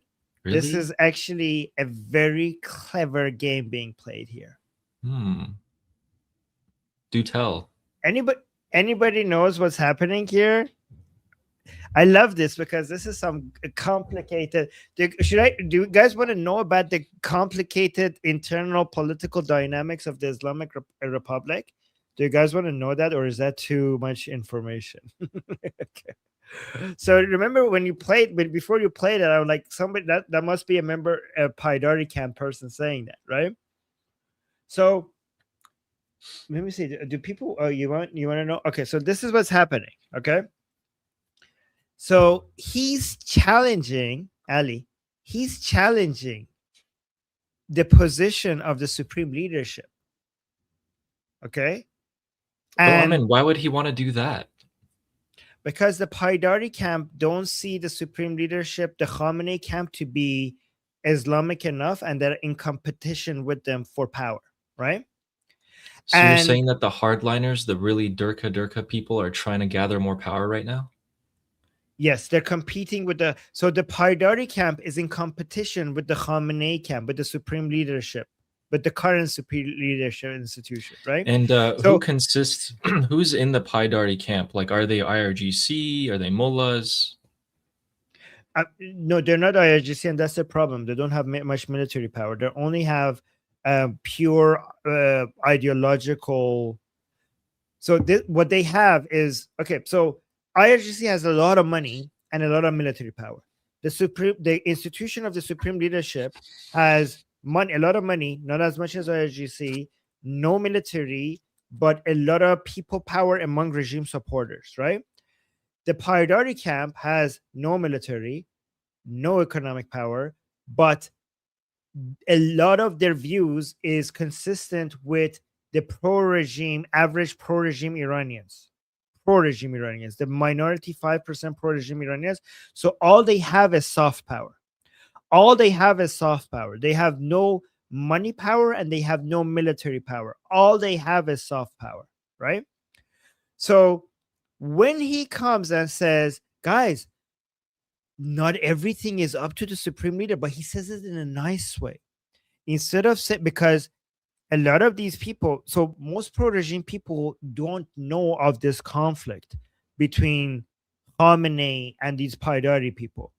They love Khamenei and they hear the Paidari camp's extreme positions and they think those positions are consistent with Khamenei. They're not really aware. The average pro-regime Iranian is not aware of this internal conflict, right? So Armin, you saying that he and the Paidari camp are trying to gather the regime supporters who don't know that there's a rift? So he's trying to challenge the Khamenei supreme leadership force without sounding like he's doing that. Because if he sounds like he's doing that, he would be like dismissed. No, he would be completely like the pro-regime people would be like, well, fuck you, that's our dear supreme leader. Like he would lose legitimacy, right? So instead of saying like we should rely on our own decisions instead of constantly listening to what the supreme leader is saying, he does it in a more clever way. He's like, guys, we don't have a dictator. That means that we can't just always wait for what Mujtaba Khamenei is saying. We can rely on our own decisions because he doesn't want to control. Because our supreme leader is so kind that obviously he doesn't want to micromanage us. So basically, this is a very clever way of telling the people, the pro-regime people, that it's okay for you to have independent thoughts from Mujtaba. Like you don't have to constantly ask yourself, will Mujtaba agree with this or doesn't agree with this? Because he wouldn't want that. So Sabiti here is taking advantage of Mujtaba's absence to encourage pro-regime people to divert away from being obsessed over whether or not their position is in line with Mujtaba, because he wouldn't want that for you anyways, and Mujtaba is nowhere to be found to correct that anyways. Does that make sense? So that's the first part of what he's doing, right? To very clever sweet talk Mujtaba while at the same time say, well, he would want you to be independent and make your own decisions anyway. He's not going to be controlling everything anyways. So because the only force that the Sabati camp has is the pro-regime people in the streets right now, and the fact that they're ideologically more in line with the Paidari camp. Here's an interesting thing: the pro-regime Iranians in the streets, they're more in line with the Paidari camp, and they don't even fucking know what the Paidari camp is. Like, they haven't like they don't know that there's this thing called Paidari camp. Most of them don't know, right? They just have those views, and that's why the Paidari camp doesn't have a personality figure, like a charismatic personality figure that could be like a leader. But they are taking advantage of this army of pro-regime Iranian people who have views like them. But go on, sorry, Ali, you want to say something? Yeah. So Armin, aren't the Paidaris targeting the people who don't even know that this rift exists? Yes, by They're making trying to get them more followers, radical. aren't they? Yeah. Yes, but their motivation is to make the pro-regime people more and more radical, to the point that their position is so far away even from Mushtaba's position, and then they will have this group of people as part of their camp rather than Khamenei's camp, right? But what was the last part that you played? Because this is actually very clever the way he ended it. He said, Do you guys understand what I'm saying? By the way, Yeah, he is one of the most popular people within the parliament among pro-regime people. oh, اساس خواست مردم، رأی مردم در انتخابات ها و ظرفیت کشور تصمیم میگیرن. no, that was it. That was the last 5 seconds. So, wait, what? Our leaders make decisions based on the will of the people. The people's vote. Oh, there we go. Yes, the will of the people. Oh, this is what I was gonna say, guys. What does he mean by people? I've already told you this many, many times. Ali, when these fuckers come and say will of the people, right? Okay, many people in the chat will laugh, like, what the fuck are you talking about based on the will of the people? The Islamic Republic does not respect the will of the people. Actually, they do. But only if you realize what they mean by people. Ali, what do they mean by people? Armin, could they possibly mean the regime supporters are the only Yes. people? And that they are the only people who come and vote anyway, because the regular citizen wouldn't want to come and vote for any IRGC or Mullah because those are the only candidates? Is that what you're saying? Yes. So people means pro-regime Iranians. Exactly. People got it in the chat, right? That's what the word mardom or people means in the Islamic Republic vocabulary. So when they say that they care about the will of the people and the want of the people, they're not lying to you. It's the only adjustment that you need to make to that statement is that they don't consider us people. They don't consider Ali or me or the vast majority of the Iranian people who are anti-regime, from their perspective, they are not the people. Okay? So here at the end of it, when he says that everything in the Islamic Republic is based on the will of the people, the reason why he's doing that, he's not just bullshitting. Like, people are like, well, this man is retarded. What will of the people? No. This is a very clever tactic, because the will of the people, the will of the pro-regime people, is as radical as these people want it, right? So the Paidari camp doesn't have the military power of IRGC or the economic power of IRGC or the economic power of the supreme leadership or the charismatic leader. I mean, so charismatic, my ass, but whatever. The charismatic leader of the supreme leadership, they have none of that.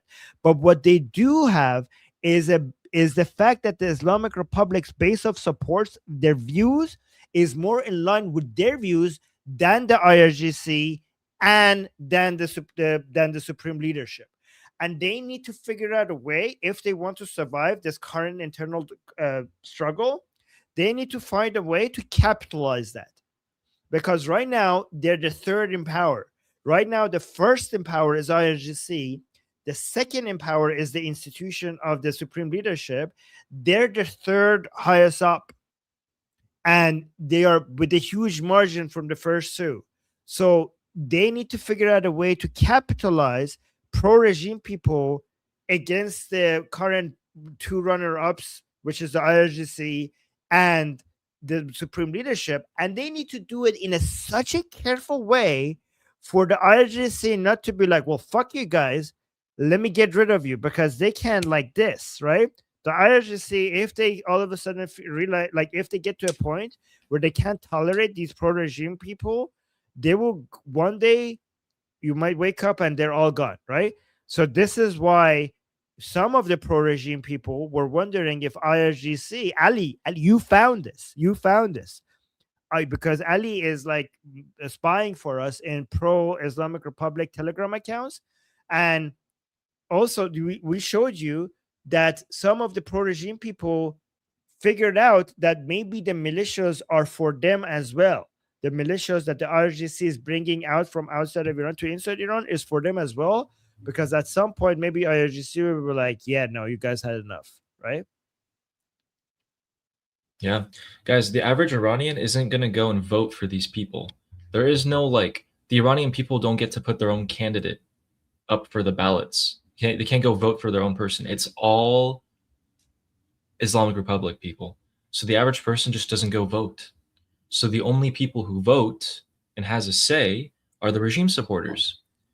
And he's trying to get the regime supporters under like Mojtaba and a lot of the other camps to be like, wait, you guys don't have to be where you are. You don't have to vote and want the people that you want. You could vote for other people. We're just saying other people. Could be us. Who knows? And if enough people want to vote for us, the Paidaris, the super Durka, not only are we safe from the IRGC or things like that, but we could potentially take over in the future.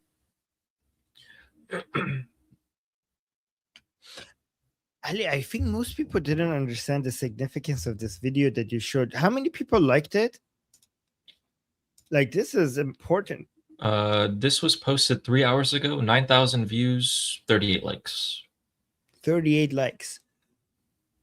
I don't think most people, guys, even most analysts on Iran, even the people that have studied all of this for decades, okay, do not understand what I just told you. Like, did not understand the intent, this level of detail. Like, if you go and listen to podcasts and experts showing up on different mainstream media outlets, they don't say, like, they can't even begin to understand this level of detail of what I just explained to you.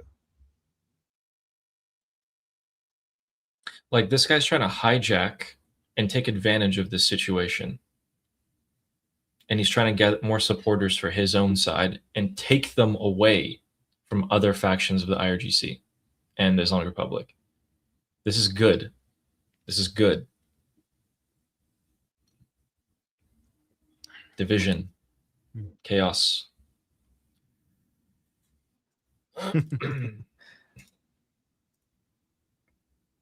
Well, Game of Durka. Yes, Amir, true.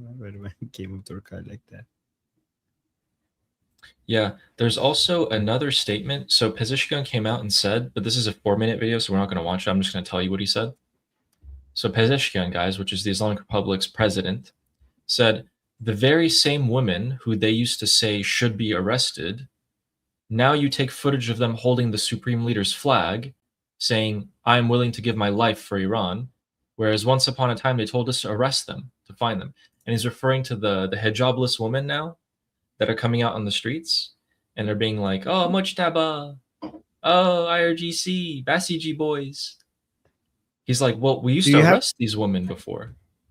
Yeah. Do you have that statement from Pezeshkian? Yeah. So it's this, but it's a 4-minute clip. And I don't know exactly where he says it. No, you don't have to play it, but can you send that to me? That's pretty cool. Yeah. Ooh, this is gonna piss off some. By the way, guys, a lot of people who think that Pezeshkian saying these things, that means that they're gonna eliminate him at some point. Don't be so sure about that, okay? Because the Islamic Republic has a bad experience in getting rid of their scapegoats. Okay, so you might like, oh my God, Pezeshkian is saying too much. We're gonna see why is he still alive? Well, because he's the perfect scapegoat. Like, why would they get rid of him? At some point, the Islamic Republic got rid of too many so-called reformers, and that caused the like your so-called hardliners to not have enough reformers to complain about, and they turned against each other. So why would they get rid of Pezeshkian? Like he's the Pezeshkian has been the perfect reformer. He's a reformer that is such a good boy, like a puppet. Like he dances when he tells you to, you tell him to dance. He sings when you tell him to sing. He's such a perfect fake reformist scapegoat for everything the Islamic Republic wanting to blame. They could blame it on him. Yeah, exactly. Sarah saying exactly. He's more useful alive. He has been the most, because the Islamic Republic engineers these reformers in a lab, and they bring them out and they experiment on them. And once they're done with them, they get rid of them. That no so-called reformer has been a better scapegoat for the Islamic Republic than Pezeshkian. He's the perfect so-called reformer, fake opposition, exactly. So why would they get rid of him? Why would you get rid of someone? Yeah. Yeah, why would you get rid of someone who you can have a lot of the regime supporters hate? They hate this one guy. He's come out and he says all these statements, and everyone's like, yeah, we hate him. So you're like, oh my God, wait. We have everyone on the same page about hating Pezeshkian. Wait, maybe we should give him bodyguards now in case someone does something to him. Yeah. Exactly. If anything happens to Pezeshkian, is because they created so much hate against them that they couldn't control. They couldn't control the people that they basically turned against them, and then somebody managed to get his hands on him. Yeah. Also, shout out to the loved one watching. Thank you. I appreciate you. Just got a message from in Iran. Wait, we got super chat. Oh yeah. Wait, whose loved one? One of mine. Oh. Oh, okay. Oh, wow. Okay. Oh, wait, you have somebody from Iran that is watching right now. Yeah. Oh. I just got a Telegram message. Yeah. Oh, that's so sweet. Hi. Yeah. Wow. Okay. Hi. That's so okay. That's so cute. Okay. Love it. Love it. Okay. Stay safe. Please be careful. Yeah. Let me do some super chats. Hezi is saying they want to over Durka the Supreme Durka. Perfect. Perfect summary. Love it, Hezi. Very good. Very good. Okay. And Lior is saying, if you had, thank you, Lior, for the super chat, saying if you had to estimate what is the percentage of Artesh who are Pahlavi supporters or would defect if given the opportunity and fight with the people? Oof, so hard to say. So hard to say. We could give you a better number of who would defect given the opportunity and fight with the people. It's harder to say how many of them would be Pahlavi supporters. Let me give you actually, Ali, what do you think about this answer? Okay. I think it depends at what point in the revolution you're talking about, right? I would bet that more percentage than people anticipate from the Artesh will be okay with that, but only when it's safe, okay? Only when they know they're not going to get like executed.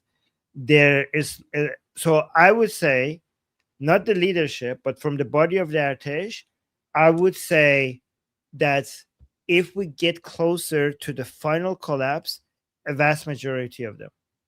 Yeah, but only when it gets to the point where it's very clear to them that this is happening. I would say from the body of that, that's the problem. The problem is that most of them are not willing to come out and do it until they have a guaranteed result guaranteed idea, like it's guaranteed to them in their mind that okay, the Islamic Republic is falling. But once it gets to that point, I would say the vast majority of them. What do you think? Yeah, I think maybe like upwards of 60% when that happens. Oh, Gandalf is here. oh okay. Wait, yeah, he can also, answer me. oh Wait, yeah, hold on. and then okay, so I had someone in my discussion group a couple nights ago who said that, hey, the person I'm talking to and people around them in Iran are saying, okay, we're kind of like, they in particular, okay, just them, but they were saying like, oh man, Pahlavi hasn't been saying anything or doing anything in a while. Now we want to go to Netanyahu because Trump's backing off too. And I told them, I'm like, the same people right now who are saying, oh, Pahlavi's backing off, Trump's backing off, maybe Netanyahu's still, our best hope, will be the same people shouting Javid Shah when the people come out again. When the momentum starts and people start seeing things are happening, the Ayatollahs are going to come out. When it's actually going to happen, Israel is going to activate its assets. Prince Reza Pahlavi is going to activate his assets. When we know it's going to happen quick. Look who's here. Welcome. Gandalf. Hey, Gandalf is back. Hey, Gandalf, we missed you. Durut, durut. Oh my God. Gandalf is here. Oh my God. Hey, okay. We missed you. Fantastic. He's saying Durud, hello and shalom, guys. Oh, hello, Durud and shalom. Durud Gandalf. Okay. So Gandalf, guys, is from Iran. We missed him. Okay. Yeah, the Persian Discord server has been very active, like today. Whoa, I should go there after this. Is it still active right now? Yeah, there's like 15 people in there, like 10, 15 people in there. Oh, because it's like late at night in Iran right now. Iran. Yeah, it's like 2:30, 2:40 a.m. Whoa, okay. I'm gonna go there after this show. Yeah, maybe we should answer the super chats and then I'll go to the Persian Discord server. Oh, Gandalf. Do you have any? Let me do the super chats. Do you have any updates after this? No, that was everything. Okay, so let me do the. I think we have how many more super chats? Only a few. Yeah, we have 4 more super chats. I'll do this. 3 more super chats. I'll do the super chats. Gandalf, come to our Discord, the Jumhuriya Bi Khodayan Discord. But Ali, once I finish the stream, first, like me and you need to talk regarding an arrangement for the Persian channel, and then after I talk with you, then I'm gonna go to the Persian Discord server to talk about a strategy with our community there. Okay. Okay. If people are still there, by the way. Okay. Yeah. So, all right. This is it. Oh, what happened to Ali? Ali. I don't know what happened. Oh, God. Okay, there you go. Okay. I said it was the IRGC. IRGC took Ali. All right.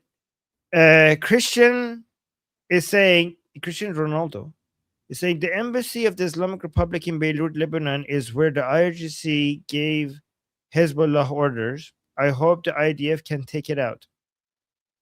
You're okay, Ali? Tired? Yeah, I don't know why I shouldn't be. I think I'm good. Okay, don't worry. We're almost done. Yo Ali! People were saying Yo Ali when you fell out. Don't say that. Okay. It's okay. I'm gonna finish this soon. Gandalf, are you gonna be in the Discord server, like Jumhuriya Bi Khodayan? We'd love to see you there. Oh, Ali, would you come to the Discord Yeah, server? I'm gonna come. Okay, fantastic. Guys, like the stream. So yeah, thank you, Texas. It's telling us everybody to like the stream so more people end up seeing these discussions. Guys, these are unique discussions that we have here. So like the stream so that the YouTube algorithm shows this to more people. All right. And also don't forget to consider joining our discussion group if you want to come up. Ali, Ali. What happened? Okay. If you were to come talk to us about it, just don't forget to come over here, okay? Here. And the link is in the description. It's also in the QR code at the top left. Okay, let's go back here.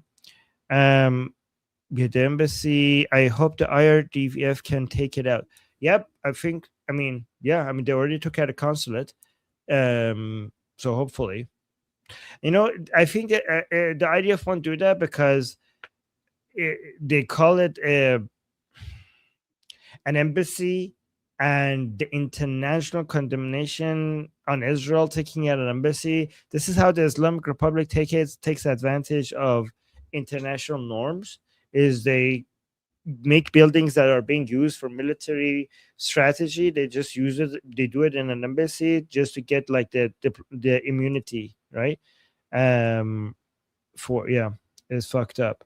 Israel has every right to basically take out these buildings, but the international condemnation is like so hard to deal with. I mean, I know they already get condemned for everything, but still, this is going to be on a different level. Yeah, but that's a good idea, Cristiano. Yeah. And Lewis is saying, Armin, can the people in Iran download the Opera and Brave browsers? They come with built-in free VPNs. I don't know how. So here's the thing. I know that what I do know is that they keep having to hop around different VPNs because something that was working yesterday doesn't work the other day. So free VPNs, what I've heard is that free VPNs you are hit and miss in Iran when it comes to bypassing the Islamic Republic filters. But I'm not as knowledgeable on this topic as maybe the Iranian people inside Iran. But I do know that they have had not that much success with free VPNs. And thank you, by the way, for asking and your concern.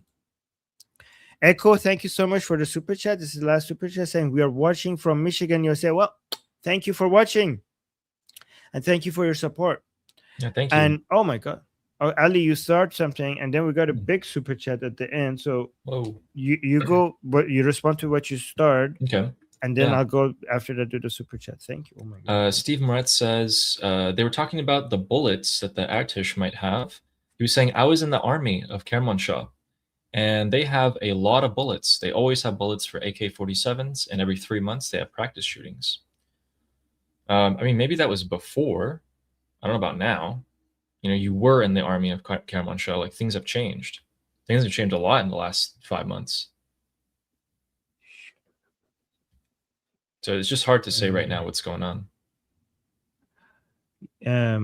Yeah. Oh, yeah. When things get like Shariat Amniyati, like when everything gets securitized, I think that's the word in English. I'm not sure. Then they become very picky regarding who has access to arms, especially if it's the Artesh. So maybe when you were talking about it, it was not like as dangerous of a situation at that time for the Islamic Republic. Right. And Hamid, thank you so much. Very generous super chat. Really appreciate that.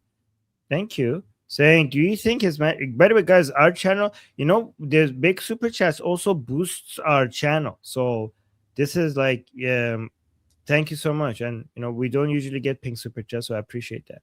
Hamid saying, do you think His Majesty Pahlavi should focus more on the people of Iran and give more emphasis to military aid from Israel rather than Europe and USA, because the Arabs and the Westerners cannot tolerate a strong Iran in the Middle East? So the problem is that Israel is already all out against the Islamic Republic. So I don't know what you're gonna do with Israel. Be like, if Israel already has a maximum aggression strategy against the Islamic Republic, they don't need much of a convincing. They don't need much of a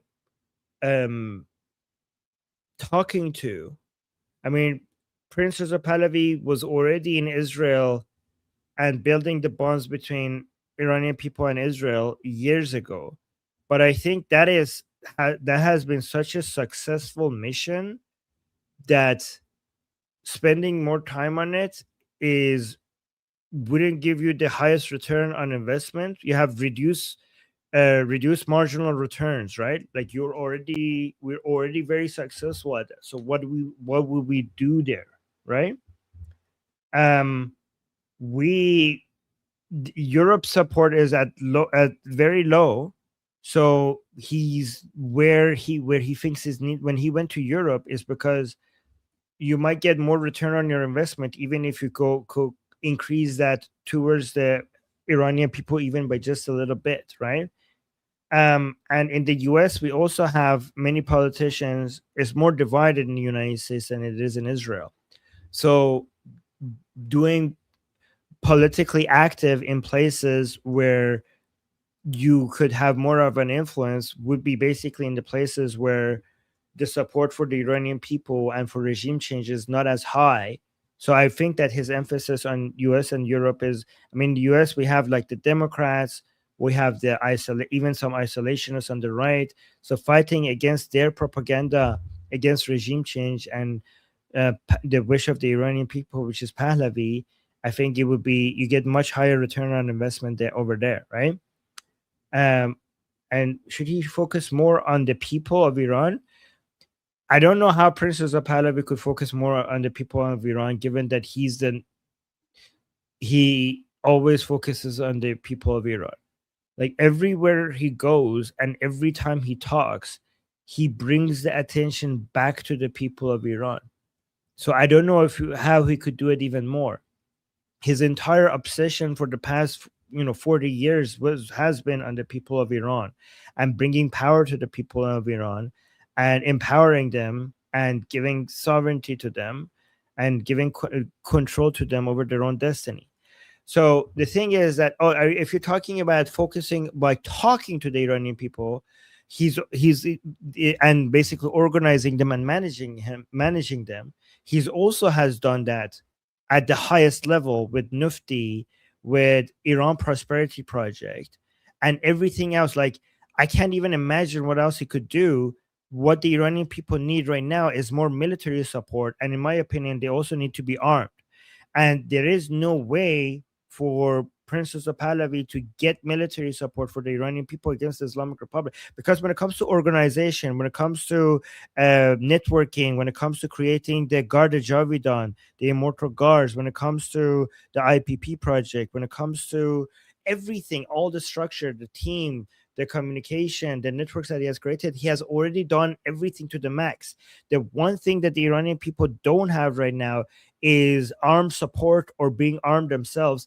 And the only way you could do that is by talking to these, because he doesn't have an army of himself. So he needs to focus on United States and, Europe.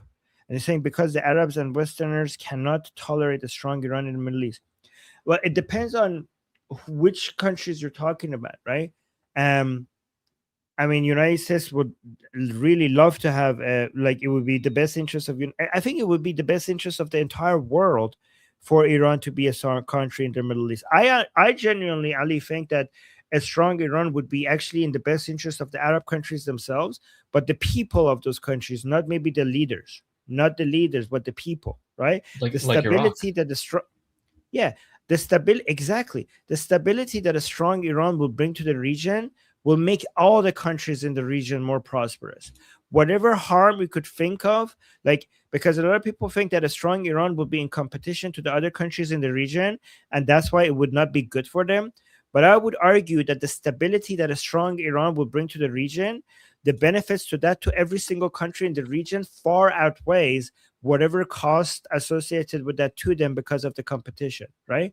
I do agree that the leaders of these countries, some of them would not benefit, but the people of the region and the entire world would benefit from a strong Iran, right? That's my opinion.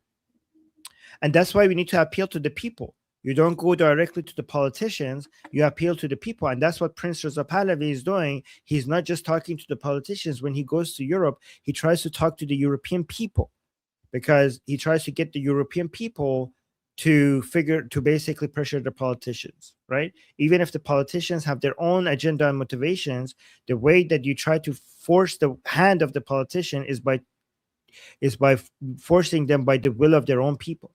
I know it's a very difficult job, and I'm not saying it will be successful, especially in Europe. That's a hard thing to do, but I think he knows he's doing the exact right thing. I think, like, if you look at where he could be the most effective, even if it's not completely successful, it moves the needle a lot more than in Israel, that you already have gone to the max, right? You have to go to somewhere that you're already at a very low level, so that for example, if in Israel we're at 98 and in Europe we are at, I don't know, 10, you could go from a 10 to a 15, but it's really hard to get 98 to 100. It's really hard to go from 98 to 100, but you could move a 10 to a 15 in some European countries. Right? Okay, people are agreeing with me in the chat. But Yeah. that's a very good question. Thank you for asking me. Yeah, Hamid, he's doing his best. Really is. Yeah. Okay, guys, thank you so much for the very generous and kind support. Guys, our channel, even though our channel is not growing as it used to, the smaller community is more supportive than before, right? So we have a small community than before, but we have a much more supportive community than before, which is making it easier for me to basically cancel everything else and focus on this channel. So I really appreciate that. Our growth is very, very slow. So we need to figure out how to fix that. But liking our live streams and other videos helps with that. So thank you. If you could do that, that would be great. Yeah, you guys are all really awesome. Yeah. Yes. I want to give you 2 rumors before we go. Ooh. Rumors, okay? Unconfirmed reports say that early this morning, a flight from Tehran went to Moscow. And then there's another rumor. This one's insane. This was announced in an Iraqi Telegram news channel. Okay, this happened minutes ago. Iran announces that the memorial ceremonies for the family of Sayyid Ali Khamenei will be on Thursday and Friday, May 28th and 29th, in the shrine of Sayyid Abd al-Azim al-Hassani, which is in Tehran. That would be insane if that comes true. This is just a rumor, guys. This is not confirmed. Yeah, not confirmed. But this is the first time I've seen that even attempted to be a rumor. Interesting. We'll see. Not confirmed yet. Yeah, guys, not confirmed, guys. We'll Just rumors. Just rumors. Anyway, thank you everyone for showing up today. That was awesome. We really appreciate it. Like, you guys are actually very, very interactive, and it's very nice reading your guys' questions and comments. Like, I read as many as I possibly can when I'm not gathering information. Yeah, and you guys ask good questions. And yes, Hezi, the super chat counter is broken. YouTube doesn't count it for some reason. Yeah. I don't know what happened. Oh yeah. Also, I can't get super chats yet, but I will be able to soon. I'll let you guys know soon.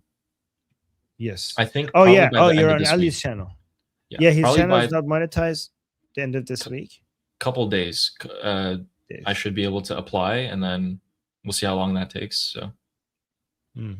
And John has a really good point. He's saying Eastern European countries may have more affinity to Pahlavi. Yes, because they are on average they are more patriotic people. They're on sorry to say that for other Western European countries, but yeah, they're more aligned. On average, we can find more people who are aligned with patriotic views in Eastern Europe. So that's why you will see that. Okay, guys. Thank you very much. Don't forget to like the stream. Don't forget to join our discussion group. Link in the description and also in the QR code at the top left. Let me actually, I posted, this is the link I should post. Yeah. And Gandalf, if you could join the Persian Discord group, please do. Yes. We'll see you guys there. I'll get ready. I'll be there probably in half an hour after I have a talk with Ali. Okay. So yeah, I'm gonna go get ready for meeting our Persian community, and till next time. Oh, that's basically me having to go. Till next time, Am Israel Chai, Slava Ukrainian, Ukraine. Long live America, Long live America. Javid Javid Shah, Payende Payende Iran. Iran. See you guys soon.